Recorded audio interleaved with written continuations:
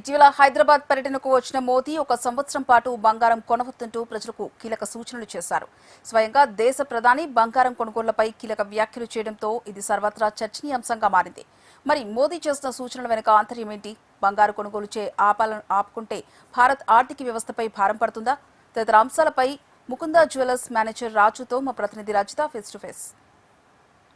హైదరాబాద్ పర్యటనకు వచ్చిన ప్రధాని మోదీ పలు రాజకీయ అంశాల గురించి ప్రస్తావిస్తూనే ప్రజలకు కొన్ని కీలక సూచనలు చేశారు. ఇందులో ముఖ్యంగా 1 సంవత్సరం వరకు బంగారం కొనకూడదు అనే విషయం పైన బయట బాగా చర్చ జరుగుతుంది. మరి ఈ విషయం పైన బంగారం షాపుల నిర్వాహకులు ఏమంటున్నారో తెలుసుకుందాం. ప్రస్తుతం నేను ముకుంద జ్యువెలర్స్లో ఉన్నాను. మనతో పాటు స్టోర్ మేనేజర్ రాజు గారు ఉన్నారు. సార్ని అడుగుదాము, మోదీ అంటే ఒక దేశ ప్రధాని ఈ విధంగా ప్రజలకు సూచనలు చేయడం వెనుక ఆంతర్యం ఏంటి అనే విషయాలను తెలుసుకునే ప్రయత్నం చేద్దాం. సార్ చెప్పండి, స్వయంగా ప్రధాని మోదీ ప్రజలకి 1 year వరకు కూడా గోల్డ్ కొనకండి, కొనుగోలు తగ్గించండి అని చెప్పారు. సో దీనికి ప్రధాన కారణం ఏంటని అనుకుంటున్నారు సార్? అంటే మేడం, ఇప్పుడు మన భారతదేశంలో ఇండియాలో చూసినట్లయితే కనుక ఈ బంగారం అనేది మన యొక్క సంస్కృతి.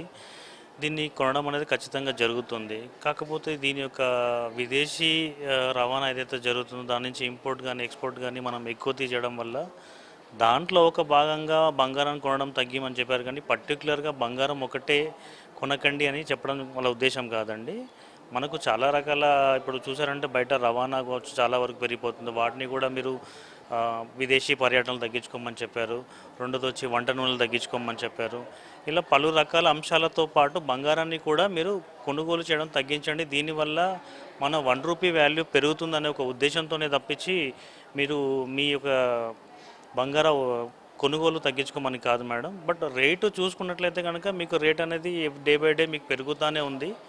సో ఫ్యూచర్ రేట్స్ అనేది కూడా మీరు చూసుకున్నట్లయితే ఇప్పుడు మనం ఎప్పుడైనా కూడా పాత 10-15 సంవత్సరాల మన హిస్టరీ చూసుకున్నట్లయితే ఎప్పుడైనా పెరగడం జరుగుతుంది కానీ తగ్గడం జరగలేదు. సో ఇప్పుడు కూడా మేము భావించేది ఏంటంటే మా కొనుగోలు చేసే ప్రతి ఒక్క కస్టమర్కి చెప్పేది ఏంటంటే మీరు బంగారం మీద ఇన్వెస్ట్ చేయండి. ఇది ఎప్పుడు ఇన్వెస్ట్ చేసినా కూడా అది ఫ్యూచర్కి మనకు బాగుంటుందని నేను అందరికీ సలహా ఇస్తాను. సో ఇది అంటే ఫారిన్ ఎక్స్చేంజ్తో ముడిపడి ఉన్నటువంటి అంశం కదా సార్. సో మన ఆర్థిక వ్యవస్థ మీద ఏ విధంగా ప్రెజర్ పడే అవకాశం ఉంటుంది కొనుగోలు ఎక్కువైతే కనుక? అంటే మేడం, ఇప్పుడు మనకి ఇక్కడ మన స్వదేశంలో మనం పర్చేజ్ చేసే ప్రతి రూపీ కూడా మన ఇండియన్ గవర్నమెంట్కి వెళ్తుంది. అలాగే ఇప్పుడు మనం విదేశీ నుంచి ఎక్స్పోర్ట్ చేసుకున్న ప్రతిదీ కూడా మనకు పన్ను రూపంలో ట్యాక్స్ రూపంలో మన విదేశాలకు పే చేయాల్సి వస్తుంది. కాబట్టి ఈ డబ్బు అనేది కొంచెం మన నుంచి విదేశాలకు వెళ్ళే అవకాశం ఉంది. దానివల్ల మన ఇండియన్ ఆర్థిక ఇబ్బందులు కొంచెం పడే అవకాశం ఉంది. కాబట్టి మనం మన దేశ సంపదను పెంచుకోవడానికి మన దగ్గర వస్తువులే కొనుక్కోవాలని నేను కూడా ప్రోత్సహిస్తాను మేడం. సార్, అయితే ఇటీవల బంగారం రేట్లో వస్తున్నటువంటి ఫ్లక్చువేషన్స్ని మనం చూస్తూనే ఉన్నాము. ఇప్పటికే ధర పెరిగినటువంటి నేపథ్యంలో ఆ ప్రభావము ఏ విధంగా ఉండింది, అంటే సేల్స్ పైన ఏ విధంగా ఉంది ప్రభావం? అంటే ఈ మీటింగ్ తర్వాత కూడా చూసుకున్నట్టయితే మాకు ఎటువంటి ఇబ్బంది అయితే లేదు మేడం.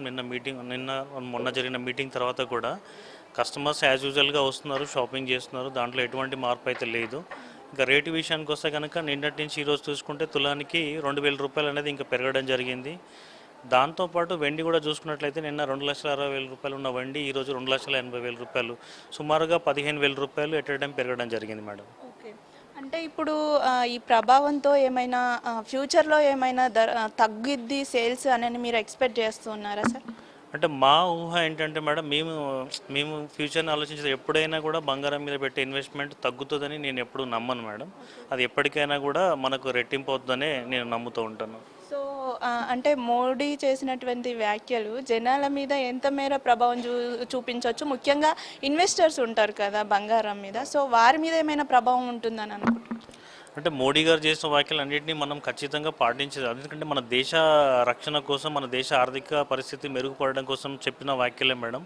అవన్నీ కూడా మనం పాటిస్తే అది గుడ్ అనే నేను చెప్తాను.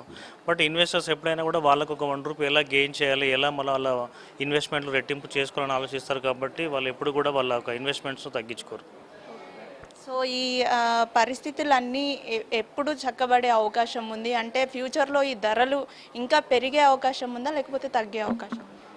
యాజ్ పర్ మై నాలెడ్జ్ ఏంటంటే ఎప్పుడు కూడా రేట్ అనేది పెరగడమే జరుగుతుంది. ఇప్పుడు నెక్స్ట్ మీకు చెప్పిన ఈ 1 yearలో కూడా రేట్ పెరగడం జరుగుతుంది మేడం.